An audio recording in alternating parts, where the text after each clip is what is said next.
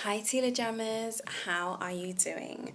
So, I'm bringing you a lovely little topic on shouting versus speaking. Now, if we think about the two conundrums put together, it's all about communication.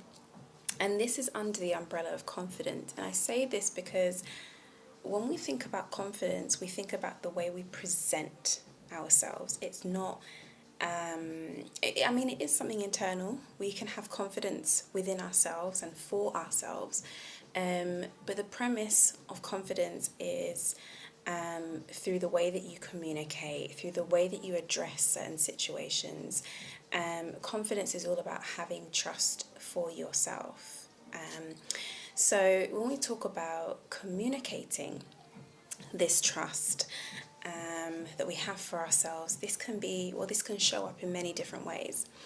It can be, the way you promote yourself. It can be, the accolades that you've built up, accomplishments, achievements, and the way that you kind of envelope that around the work that you do. So when it comes to shouting, this is something that we need to steer clear from. We do not need to react in haste. We do not need to, higher our pitch so that we're the only ones that can be heard. Now, I say this because I think a lot of people think confidence is, extroverted and shouty and loud, and being the only one that can make things clear and heard and said. And I mean, it's valuable. And I'm not saying anyone that's watching that's an extrovert is, to be like kind of disclosed or disengaged with.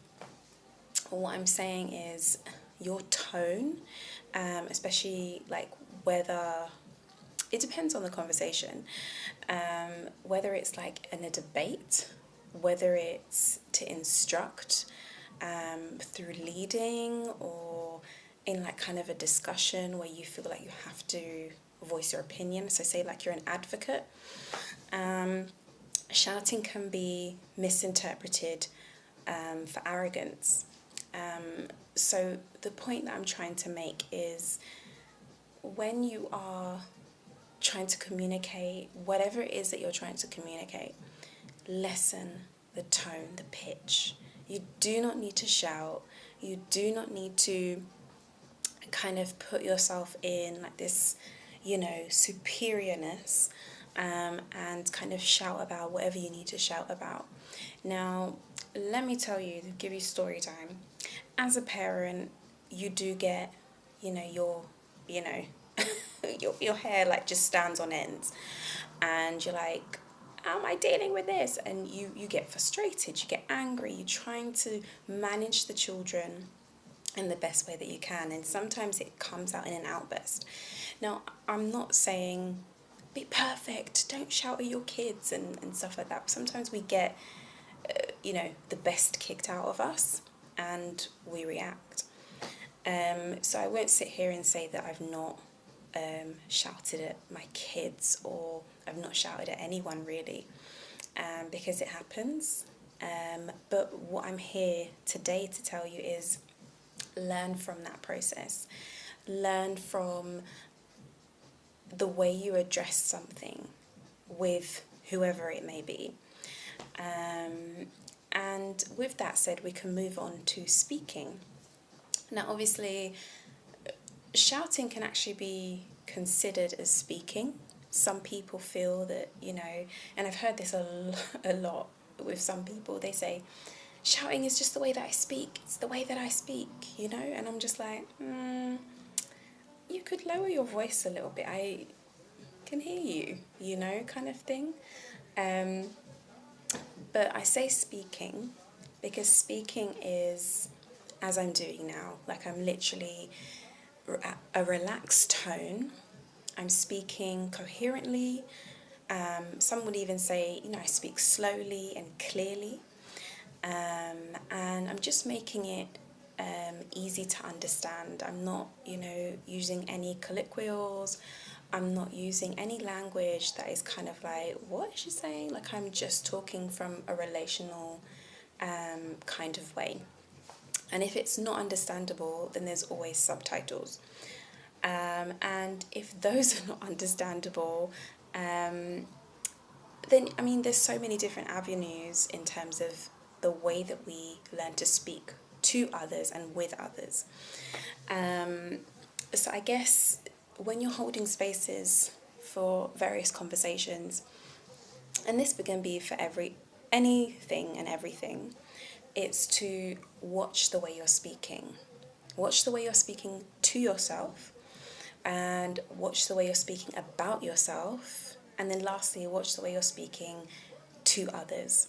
And now I say all those three because it's very important that when you're like maybe on your own or whatever, and you feel, like, oh, let me just listen to some music, let me do some journaling, whatever you're writing, just listen to the way that you're speaking with yourself. Whatever you've taken on throughout the day, it's very important to speak lovingly to yourself, speak kindly and with compassion with yourself, because you are literally in a relationship with yourself every day for however long we're here for.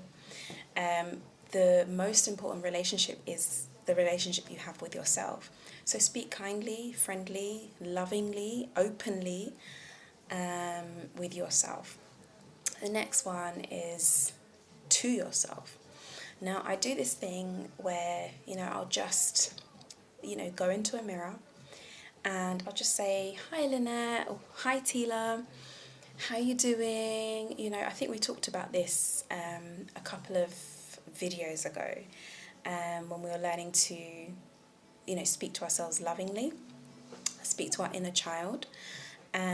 Taking time out to just look into the mirror and see yourself in live time, and be like, I hope all things well, or this is really bothering me. Like, speaking to yourself is so therapeutic. Like, I've literally said to myself, I'm my own therapist. I am my own therapist. I am communicating to myself in a way that I just needed to let it out. And let yourself communicate back. Speak in a way that you would to a friend. Like, there's certain things that we do with our friends. We want them to have the best. We commend them. We compliment them. We give them everything that we need, that we have, and they need. And I'm not saying, that none of that is bad. Obviously, you must have boundaries as well. You can't just be like giving. It has to be a give-take relationship. But my premise for saying all that is we can be, and I feel like this is a conditioned thing, we can be very hard on ourselves, and it can be quite intense to literally look at ourselves in the mirror and be like, I love you.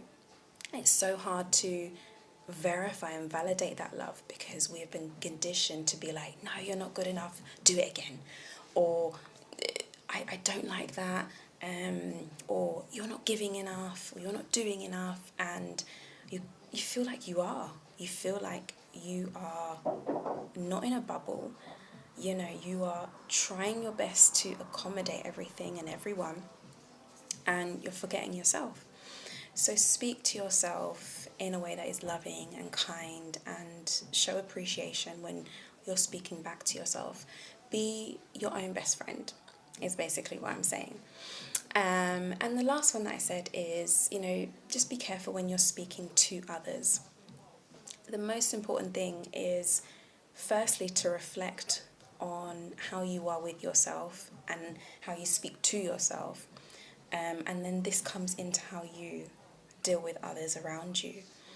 Like I said, the most important relationship you have is with yourself. So when you are around people, don't feel bullied or put into a corner where you feel like you have to shout to be heard. Take time to read the room. Take time to understand the vibe that you're getting, the energies that you're sensing. and then review it from there, like see where you can go next. It's not about saying, I have something to offer, and being like, oh, all showy. It's about taking time to honour everyone as you would like to be honoured. It's about showing respect. And through that respect, others will naturally respect you. So always honour the spaces that you're in, and the energies that are around. Sometimes we can be taken aback, and I know this full well, coming from, you know, someone, well, from myself, that has grown up with like kind of low self-esteem and issues with just the self. It can be quite difficult to kind of present yourself like, I'm here, I'm definitely belonging in this moment. So just take time to read the room, to get out of your comfort zone, but also be at comfort with knowing that you're here for a reason. And I always say this, you belong. You belong here. You have got an assignment, you've got a mission that God has placed within you. And it's just about knowing who you can reach out to, who you can feel that supports you. And the best way to know that is feeling the vibe, feeling like, oh, I'm feeling what they're saying. I understand what they're going, you know, where they're going with that. And jump on board, like get involved, see where you can go, you know, from that. So yeah, hold spaces, hold conversations, with diligence, talk lovingly to yourself and with yourself, and then transcend that into the way that you speak with others. So I just wanted to jump on real quick and, you know, share my, you know, knowledge and learning experiences with you. And if you've got anything to share, I'd love to hear from you. For now, I'm going to love and leave you, and I'll see you in the next one. But remember to choose what you love and love what you choose.